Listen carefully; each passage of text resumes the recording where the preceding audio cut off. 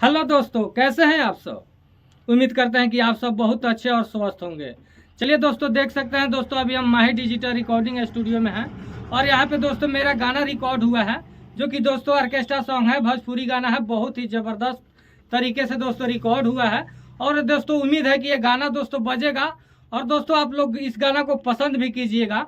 तो चलिए दोस्तों, उससे पहले अगर आप अभी तक हमारे चैनल मुकेश मुस्किला ब्लॉग को सब्सक्राइब नहीं किए हैं तो जल्द से जल्द हमारे चैनल को सब्सक्राइब कर दें और साथ में बेल आइकन भी दबा दें, ताकि सबसे पहले नोटिफिकेशन आप तक पहुंचे। तो चलिए दोस्तों, हम आप लोग को गाना सुनाते हैं और दोस्तों गाना आप लोग को कैसा लगता है और किस प्रकार से आप मतलब सोच रहे हैं, कमेंट बॉक्स में जरूर बताइएगा। चलिए दोस्तों, अगर ये गाना आप लोग को पसंद आता है तो आप कमेंट बॉक्स में जरूर बताइएगा। तो चलिए दोस्तों, हम आपको ले चलते हैं कंप्यूटर के पास और वहाँ पे आपको गाना सुनाते हैं।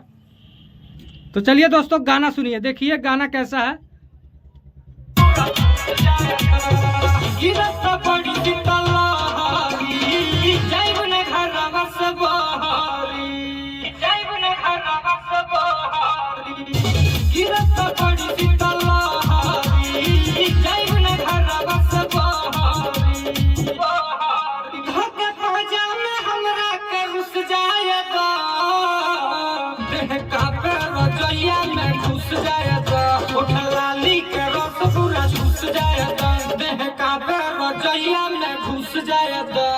लाली के रस पूरा चूस जाएगा।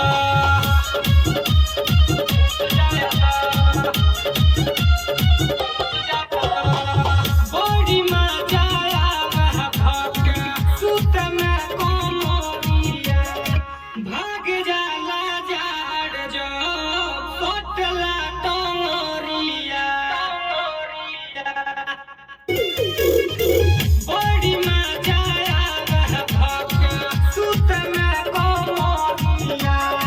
भाग जाला जाड़ जो सोटला टोरिया। झलके मुहुआ में घुस जाएगा, देह का पैर रजैया में घुस जाएगा। उठ लाली के रस पूरा घुस जाएगा, देह का पैर रजैया में घुस जाएगा। उठ लाली के रस पूरा घुस जाएगा।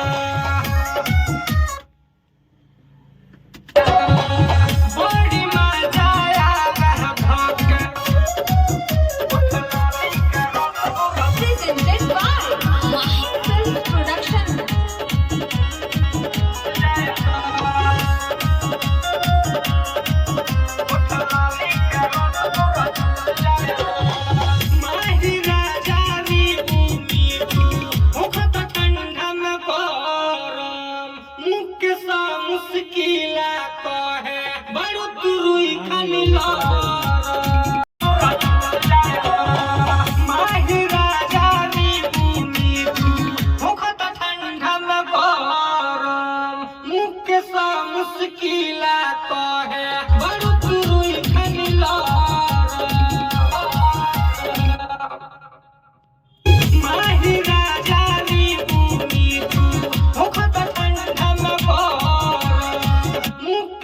मुस्किला को है बड़ू तुरुई खनिला। जल करात बनवा उठुस जाएगा, देह का पैर रजैया में घुस जाएगा।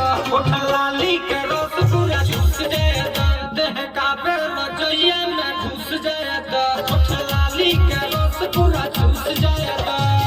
गिरत पड़ी शीतल लहरी, जाइब न घरवा से